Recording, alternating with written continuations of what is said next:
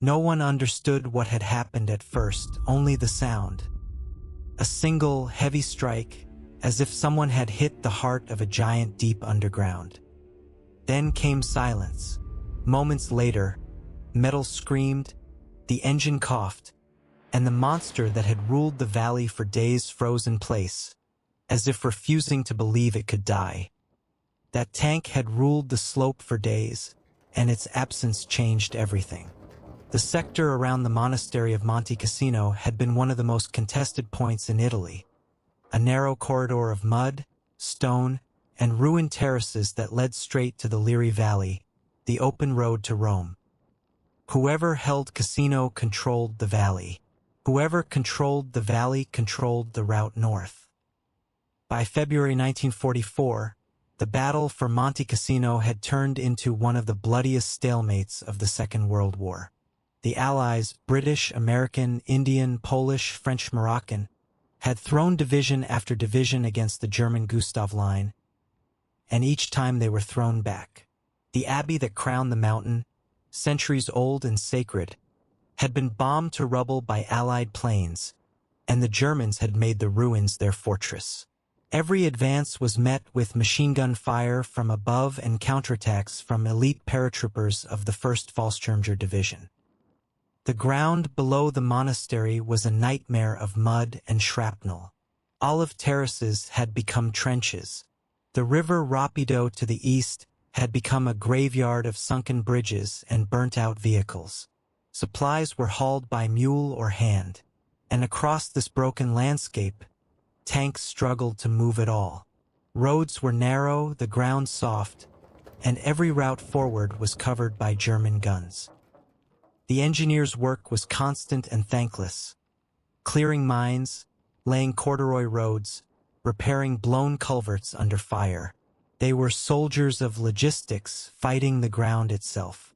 Private Alan Gillespie was one of them, a sapper from a British engineer section attached to an infantry battalion holding a sector below the abbey.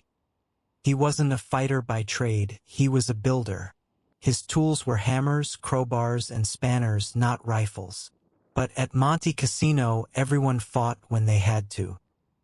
In late February, the battalion had been ordered to hold a narrow approach between two ruined farmhouses, just below the steep terraces that led toward the abbey. The enemy held the higher ground, firing down on any movement. What made the position almost untenable wasn't just the paratroopers. It was a single Panzer IV. The tank operated like a ghost. It didn't stay in the open long. It moved from behind a broken wall, fired a few shells into the terraces or mule tracks, and pulled back under cover before artillery could find it. Every few hours, it would repeat the same movement, just far enough along the slope to keep the engineers and infantry pinned. Its armor shrugged off small arms. The PIT anti-tank launchers were unreliable.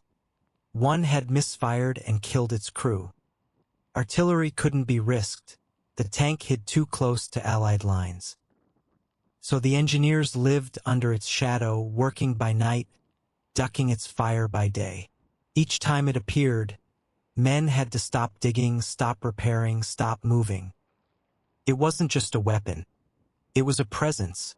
A reminder that even in a sea of rubble, one machine could dominate. Command tried several times to hit it. The results were always the same.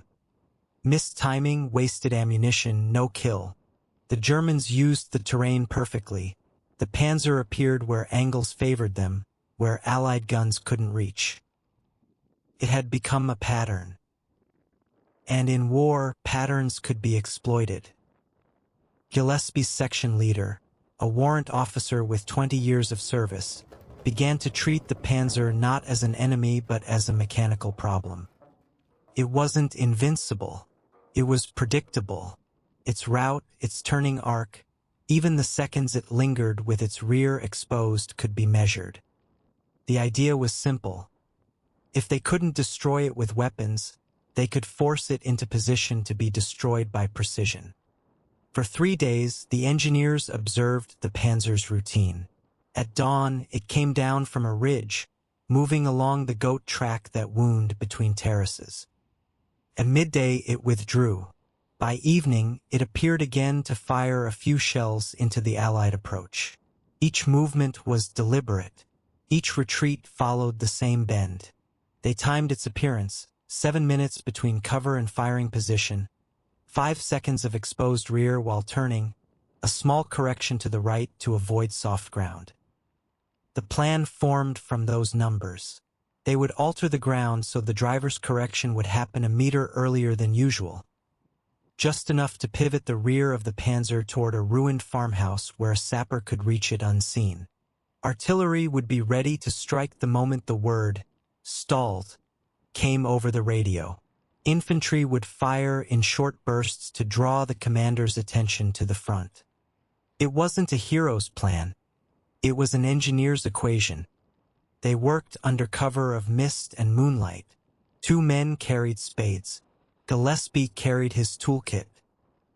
They moved like laborers, not soldiers, quiet, deliberate, calculating the slope of the track and the weight of passing armor. The grooves they cut into the path were no more than 2 inches deep, angled slightly, disguised as ruts from water runoff. But those few inches were enough to alter the geometry of the tank's turn. They rolled an old oil drum into a crater and filled it with tile fragments from the ruined farmhouse, camouflage for the artillery's range marker. Another pair stripped wire from a damaged telephone line and rerouted it through the wall of the farmhouse to a hidden field telephone, the only line to the artillery observer. Everything looked abandoned, exactly as it should. The night before the attempt, the section checked their tools. Crowbars for leverage, hammers for striking, spanners torqued to specification. Every failure in engineering was a casualty. Gillespie wrapped his crowbar handle with a strip of cloth to prevent slipping and oiled the hammer's shaft so it wouldn't stick in the cold. He'd used that hammer to drive bridge pins and break ice from tools, never against armor. But war turned tools into weapons without asking. The plan was scheduled for the next morning, just before dawn. Visibility would be poor, good for concealment, bad for nerves. Everyone knew the risk, one wrong move and the tank would see them first. But the alternative was to wait for it to appear again, to lose more men, to let one machine dictate the pace of an entire battle. By midnight, the engineers lay silent behind the wall, their breath misting in the cold air. The ground smelled of oil and cordite. Across the slope, the ruins of the abbey loomed like black teeth against the stars. Somewhere up there, German spotters watched the valley through scopes. But down here, in the mud and rubble, it was the sappers who prepared the next move. When the first engine noise came, distant, heavy, like a heartbeat under the ground, Gillespie opened his toolkit. The crowbar was cold, the hammer colder. He tested their weight, felt the roughness of the cloth-wrapped handle.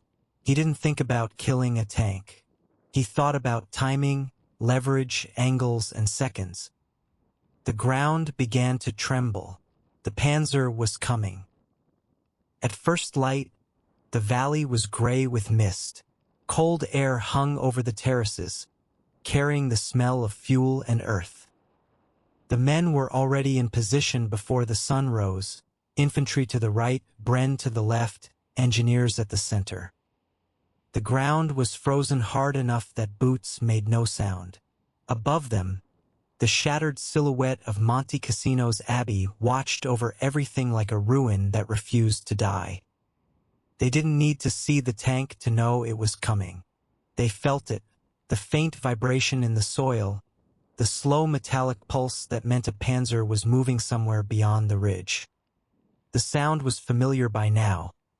The churn of steel tracks biting into clay, the pause of gear shifts, the mechanical growl that seemed to echo through the bones of the slope. It was a sound that made men freeze without realizing it. The runner raised his hand and pointed toward the ridgeline. Gillespie crouched lower, adjusting the strap on his toolkit so it wouldn't rattle. His gloves were already slick with condensation. The air was heavy, muffled, like the moments before a storm. The entire section was silent, listening. Then they saw it. The tank appeared through the mist exactly as it had in every observation. Slow, deliberate, with its long barrel moving like a probing finger. The driver guided it down the same narrow track, keeping its right track on the firmest ground. It descended in rhythm, cautious but confident, following the pattern that had kept it alive. The crew had done this dozens of times. They didn't expect change. They didn't need to. The first shots came from the right, 2 bursts from a rifle team, just enough to draw attention. The Panzer's turret turned sharply in their direction, muzzle flaring. Dust and debris spat from the terrace wall. The gun roared again, shattering what was left of the farmhouse corner. The sound of impact rolled down the slope, followed by the thud of falling stone. The plan had begun. The Bren team opened fire from the left, short bursts aimed high. The gun's chatter filled the air, masking smaller noises. It didn't matter if they hit anything. Their job was to keep the commander's eyes above, not below. Smoke from ricochets drifted between the terraces, mixing with the early fog. In that confusion, Gillespie moved. He didn't look at the tank. He moved toward it, using the grooves and craters as cover. The ground was slick from frost, the air alive with echoes. Each step was measured. He knew how many seconds he had, 5 between exposure and correction. The distance was 20 yards, felt longer. He carried the crowbar in his left hand, the hammer in his right, both wrapped in cloth to muffle any noise. The weight of the tools was familiar, grounding. Around him, bursts of machine gun fire flared and faded, creating moments of perfect noise cover. Each flash from the tank's gun gave him another second. Each explosion made the world smaller, tighter, easier to cross unseen. The Panzer was now in the fold, right where it always paused. The ruts they had carved the night before were doing their work. The driver adjusted his path, steering slightly earlier to correct for the uneven ground. That correction exposed exactly what they needed: the rear quarter, the engine housing, and the faint seam of the hatch. To Gillespie, it wasn't a monster. It was a moving system, predictable, measurable, built by hands not unlike his own. The engine growled at a steady rhythm, the gears shifting with each correction. He could almost see the timing inside his head: 1, 2, pause, shift. Each interval meant motion, and between motion came weakness. He reached the last stretch of ground and stopped. 10 meters ahead, the Panzer's exhaust box vented smoke into the mist. The heat shimmered in the air. The tank was alive, all metal and fire, unaware that anything human was this close. He crouched low, waiting for the next sound, the shift in the gearbox that meant the driver was preparing to climb. That was his signal. He pushed forward, one knee at a time, closing the last few meters. The engine's vibration passed through the ground and into his arms. He could smell burning oil, feel the pressure of each piston stroke. The crowbar slipped once on the cold metal, but the cloth kept it steady. He found the edge of the hatch and wedged it in. The steel resisted. It always did. The crowbar flexed under strain, metal against metal, as he leaned his weight into it. A soft groan escaped from the hinge, drowned out by the noise of the engine. Then a sharp snap. The hatch gave. Hot air rushed out, thick with fumes and grease. Inside was motion. Belts, flywheels, pulleys spinning in a confined space. The beating heart of the Panzer.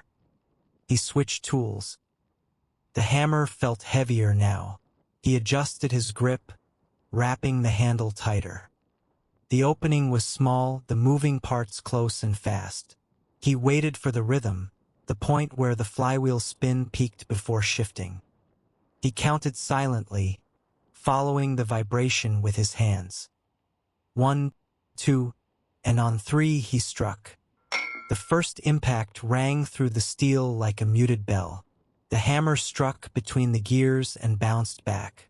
He steadied his hand and struck again, this time harder, lower. Sparks flew, catching the edge of his sleeve.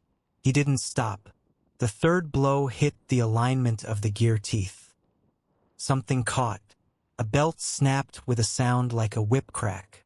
The engine coughed once, then stuttered. The rhythm broke. Inside the machine, the flywheel seized against its own housing.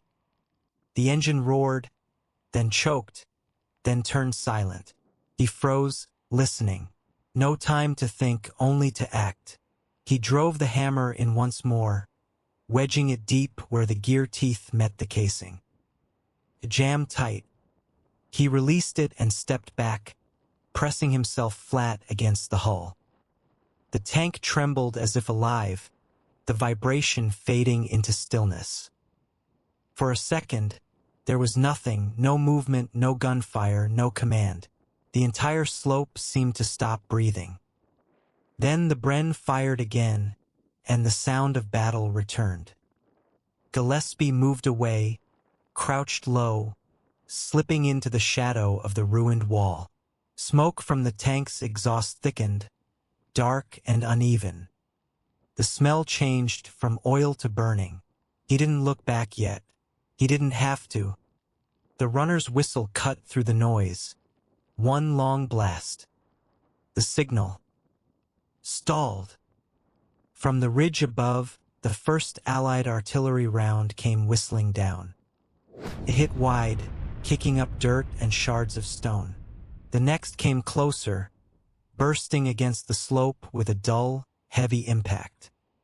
The air filled with the sound of fragments and the sharp hiss of incoming shells. Gillespie ducked behind the wall and covered his head. The ground shook with each detonation. The tank took one direct hit on its flank. The explosion rolled through the valley like thunder. Fire erupted from the open hatch, black smoke curling upward into the gray morning. The Panzer rocked once, then went still. No one cheered. No one moved. The men who had been pinned for days just stared at the burning wreck in disbelief. The machine that had ruled that ground was dead, not by bomb, not by rocket, but by timing, geometry, and a man with a hammer. The artillery stopped. Smoke drifted slowly across the terraces. The sound of gunfire faded. Gillespie crouched there in the mud, chest heaving, his gloves blackened with oil. He could feel the heat on his face, even from a distance. He didn't think about what he had done. He just checked his hands, found them steady, and looked at the toolkit beside him. Crowbar bent, hammer gone. The battle around Cassino still raged above. Nothing in the grand scope had changed. The abbey still stood. The paratroopers still fired. The war moved on as if nothing had happened. But on that slope, in that small patch of mud and stone, something had shifted. One machine had been silenced, and 100 men could move again. They called for stretcher bearers to collect the wounded. The section leader counted his men twice before realizing Gillespie was missing from his position. When they found him, he was leaning against the wall, breathing through a rag soaked in oil and smoke. "The tank's done," was all he said. The section held the ground for the rest of the day. By nightfall, the slope was quiet except for the crackle of cooling metal. The Panzer's hull still smoked, its turret half-turned, its tracks locked in place. When engineers inspected it later, they found the cause of failure. A steel hammerhead lodged between the primary gear and housing plate, fused by heat. The record in the after-action report was brief. Enemy tank immobilized. Ground secured. No friendly casualties in action. But among the men, the story already had a name. They called it the hammer job. By the time daylight reached the upper terraces, the slope had gone quiet. The wreck of the Panzer still smoked, its metal cooling in the morning air. The turret hung at an awkward angle, the barrel pointing toward nothing. Around it, the mud was littered with shards of armor, twisted belts, and the dark streaks of burned oil. What had once been an organized machine was now just metal and heat. The section held position until orders came down to resume clearance operations. There was no celebration. The engineers returned to their work as if the event had been another task completed. A bridge built, a mine cleared, a road reopened. But something intangible had changed. The ground that had been dominated by a single enemy tank was now quiet, and the men could move through it without looking over their shoulders. The report written by the warrant officer that afternoon was brief. It described timings, signals, and the coordination between units. The description of the tank's failure read like a technical entry. Enemy armor ceased movement at 0638 hours due to internal mechanical obstruction following contact. Immediate artillery response achieved total neutralization.